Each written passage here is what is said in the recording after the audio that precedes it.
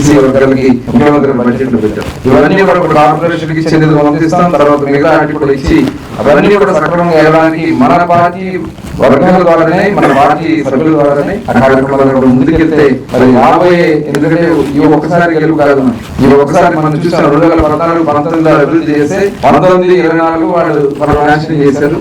మళ్ళీ దాని నుంచి బయట రావడానికి 10 ఏళ్ళు కష్టపడలేదు. కానీ మన ముఖ్యమంత్రి గారి యొక్క చదువుతో కూడా అభివృద్ధి చెందినటువంటి రాష్ట్రాల్లో భారతదేశంలో 2వ రాష్ట్రంగా ఆంధ్ర రాష్ట్రం తీసుకొచ్చారంటే అది మన నాయకుడి యొక్క నాయకత్వ పరిధి. కాబట్టి మనం కూడా ఆయనకి సహకరించాల్సినటువంటి అవసరం ఉంది.